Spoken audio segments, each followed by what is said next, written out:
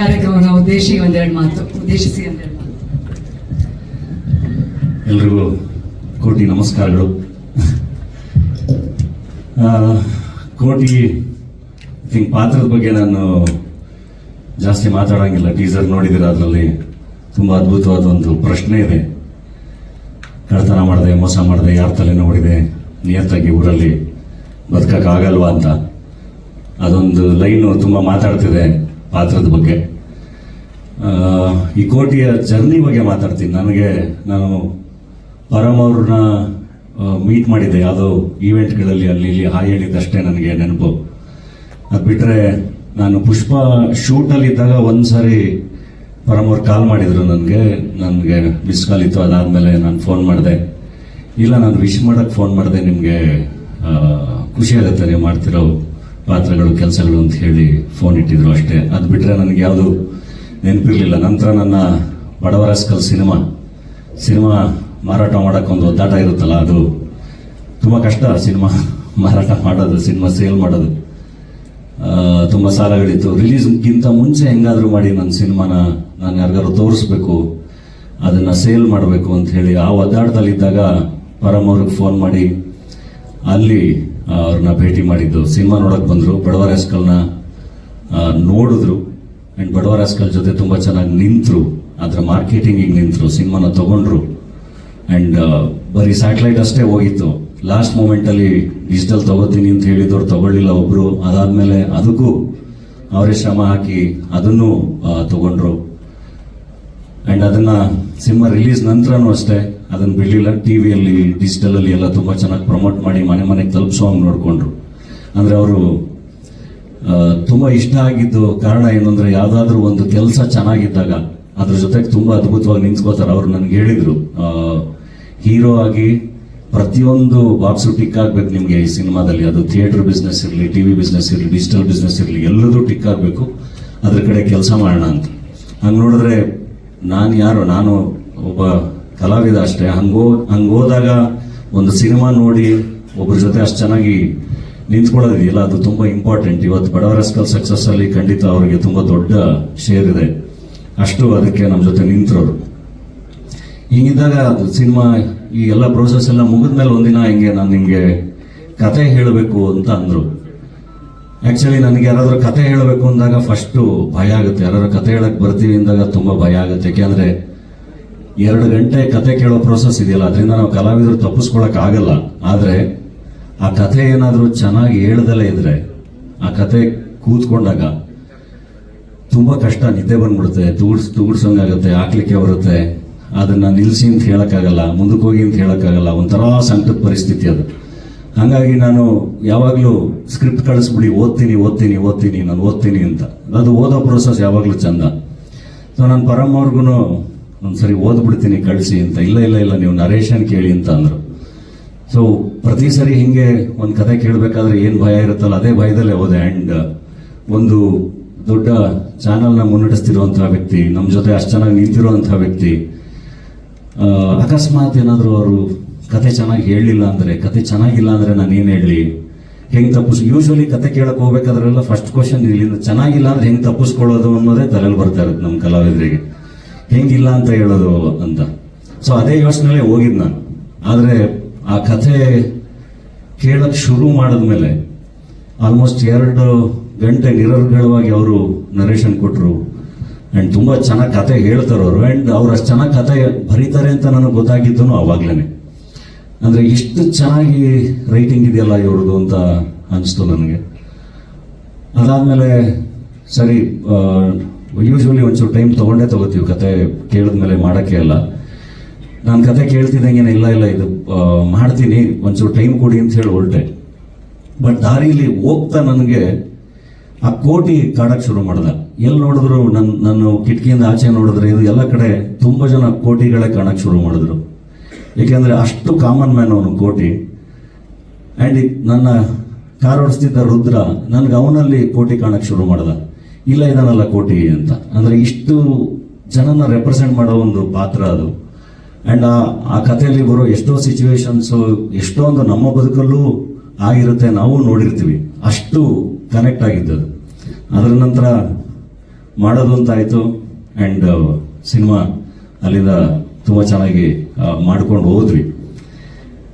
ನನಗೆ ಒಂದು ನಂಬಿಕೆ, ಇನ್ನೊಂದೇನಾಗುತ್ತೆ, ಕತೆ ಕೇಳಿದ ಮೇಲೂ ಇದನ್ನ ಹೆಂಗೆ ಎಕ್ಸಿಕ್ಯೂಟ್ ಮಾಡ್ತಾರೆ, ಚೆನ್ನಾಗಿ ಮಾಡ್ತಾರೋ ಅನ್ನೋ ಒಂದು ಡೌಟು ಇರುತ್ತೆ ಯಾವಾಗಲೂ ಮೊದಲನೇ ಸರಿ ನಿರ್ದೇಶನ ಅಂತ ಬಂದಾಗ. ಆದರೆ ಪರಮ್ ಅವರಲ್ಲಿ ನಾನೊಬ್ಬ ವಿಷನರಿನ ಕಂಡಿದ್ದೆ. ಏಕೆಂದರೆ ಅವರು ಜರ್ನಿ ಗೊತ್ತಿತ್ತು.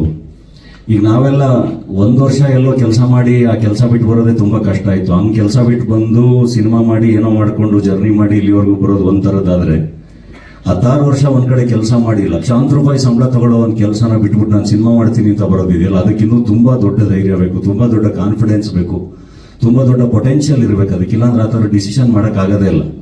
ಆ್ಯಕ್ಚುಲಿ ಅವರು ಸಿನಿಮಾ ಮಾಡಬೇಕು ಅಂತ ಡಿಸೈಡ್ ಮಾಡಿದಾಗ ಅವರು ಕೆಲಸ ಬಿಡಬೇಕು ಅನ್ನೋದು ಡಿಸೈಡ್ ಆಗಿದ್ದು ಬಿಟ್ರೆ, ಜಿಯೋ ಸ್ಟುಡಿಯೋಸಲ್ಲಿ ನಾನು ಇರ್ತೀನಿ ಅನ್ನೋ ಡಿಸೈಡ್ ಆಗಿರಲಿಲ್ಲ. ಕೆಲಸ ಬಿಟ್ಟು ಸಿನಿಮಾ ಮಾಡೋಕ್ಕೆ ರೆಡಿ ಆಗಿದ್ರು ಅವರು. ನನಗದು ತುಂಬ ದೊಡ್ಡ ಕಾನ್ಫಿಡೆನ್ಸ್ ಕೊಡ್ತು. ಇಲ್ಲ, ಈ ಮನುಷ್ಯ ಗೋ ಗೆಟರ್, ಇವ್ರು ಏನಾದರೂ ಹಿಡ್ಕೊಂಡ್ರೆ ಅದನ್ನ ಡೆಫಿನೆಟ್ಲಿ ಅಚೀವ್ ಮಾಡ್ತಾರೆ ಅನ್ನೋ ಒಂದು ಕಾನ್ಫಿಡೆನ್ಸ್ ಕೊಡ್ತು. ಅದು ಅವ್ರ ಜೊತೆ ಕೆಲಸ ಮಾಡ್ತಾ ಮಾಡ್ತಾ ಅದು ಇನ್ನೂ ತುಂಬ ಜಾಸ್ತಿನೇ ಆಯಿತು. ಯಾಕೆಂದರೆ ತುಂಬ ಚೆನ್ನಾಗಿ ಸಿನಿಮಾನ ಕಟ್ಟಿದ್ದಾರೆ, ತುಂಬ ಅದ್ಭುತವಾಗಿ ಕಟ್ಟಿದ್ದಾರೆ. ಒಂದು ಹೊಸ ಕತೆ. ಈ ಕತೆಗೆ, ಈ ಸಿನಿಮಾಗೆ ಯಾವುದೇ ರೆಫರೆನ್ಸ್ ಇಲ್ಲ. ಆ ಸಿನಿಮಾ ಥರ ಇತ್ತು, ಈ ಸಿನಿಮಾ ಥರ ಇತ್ತು, ಅಥವಾ ಇಲ್ಲೇನೋ ಯಾವುದೋ ದೃಶ್ಯ ನೋಡಿದ್ವಿ, ಆ ಥರದ್ದು ಯಾವುದೇ ರೆಫರೆನ್ಸ್ ಇಲ್ಲ. ಇದು ಒಂದು ಕಥೆ ಬರೆದ್ರೆ, ಒಂದು ಸಣ್ಣ ಕಥೆ ಬರೆದ್ರೆ, ಒಂದು ಸಣ್ಣ ನಾವೆಲ್ ಬರೆದ್ರೆ ಹೆಂಗಿರುತ್ತಲ್ಲ ಆ ಥರ ಅದನ್ನ ಬರ್ಕೊಂಡಿರೋದವರು. ಅದನ್ನ ತುಂಬ ಚೆನ್ನಾಗಿ ತೆರೆ ಮೇಲೆ ತಂದಿದ್ದಾರೆ ಕೂಡ. ಆ್ಯಂಡ್ ಅದಕ್ಕೆ ತುಂಬ ಚೆನ್ನಾಗಿ ನಮ್ಮ ಟೆಕ್ನಿಷಿಯನ್ ಸಪೋರ್ಟ್ ಮಾಡಿದ್ದಾರೆ ಎಲ್ಲರೂ. ಆ್ಯಂಡ್ ಕಲಾವಿದರು, ಮೋಕ್ಷ ಇರಲಿ, ತಾರಮ್ಮ ಇರಲಿ, ಇಲ್ಲಿ ನನ್ನ ತಮ್ಮ, ತಂಗಿ, ನಿಮಗೆ ಅದು ಇನ್ನು ಮುಂದೆ ಮಾತಾಡ್ತಾ ಎಲ್ಲರ ಬಗ್ಗೆನೂ ಮಾತಾಡ್ತೀನಿ, ಸಿನಿಮಾದ ಪಾತ್ರವರ್ಗದ ಬಗ್ಗೆ. ಸೊ ತುಂಬ ಚೆನ್ನಾಗಿ ಎಲ್ಲರೂ ಕಾಂಟ್ರಿಬ್ಯೂಟ್ ಮಾಡಿದ್ದಾರೆ. ಒಂದೊಳ್ಳೆ ಕ್ಯಾನ್ವಸ್, ಅದ್ರ ತುಂಬ ಪಾತ್ರಧಾರಿಗಳು ಸಖತ್ತಾಗಿ ಕೂತಿದ್ದಾರೆ ಎಲ್ಲರೂ. ಸೊ ನನಗೆ ತುಂಬ ಹತ್ತಿರವಾದ ಕತೆ, ನನಗೆ ಇಷ್ಟವಾದ ಕತೆ.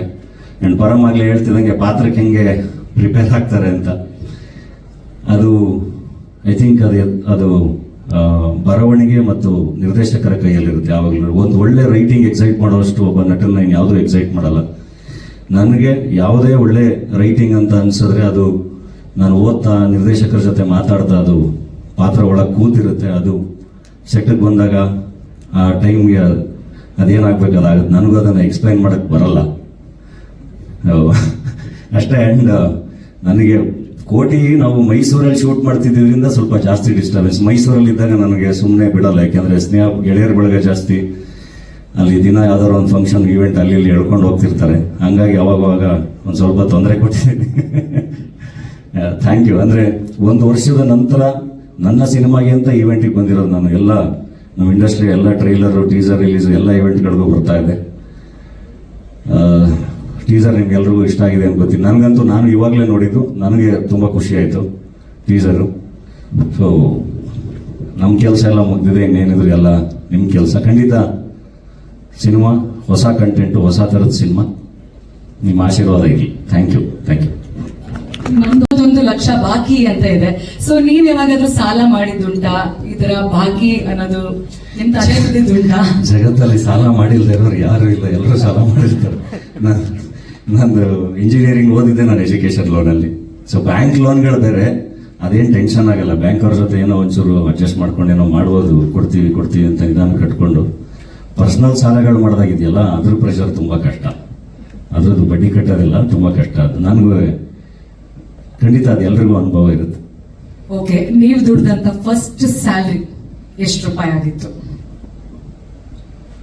ಇನ್ಫೋಸಿಸ್ ಅಲ್ಲಿ ಐ ಥಿಂಕ್ ಆ ಥರ ಹಿಂಗೆ ಕೆಲಸಕ್ಕೆ ಸೇರ್ಕೊಂಡ ಮೇಲೆ ಇದ್ದು ಅಂದರೆ ಇನ್ಫೋಸಿಸ್ದು ಸ್ಯಾಲ್ರಿ ಮರ್ತ್ಬಿಟ್ಟಿದ್ದೀನಿ. 23,000 25,000 ಏನೋ ಇತ್ತು. ಸೊ 23,000 ಏನ್ ಮಾಡಿದ್ರಿ ಆ ತಿಂಗಳು? ಮನೆಯವ್ರನ್ನೆಲ್ಲ ಕರ್ಕೊಂಡ್ಬಂದು ಅಮ್ಮಗೊಂದು ಸೀರೆ ಕೊಡಿಸಿ, ಅಕ್ಕಂಗೊಂದು ಸೀರೆ ಕೊಡಿಸಿ, ಶಾಪಿಂಗ್ ಮಾಡಿಸಿ, ಇನ್ನೇ ನೋಡಿದ್ರೆ. ಓಕೆ, ಇನ್ನೊಂದು ಕ್ವೆಶನ್, ಬೈಕೋಬೇಡಿ. ಫಸ್ಟ್ ನೀವು ಕೋಟಿ ತಗೊಂಡಿದ್ದು ಯಾವಾಗ?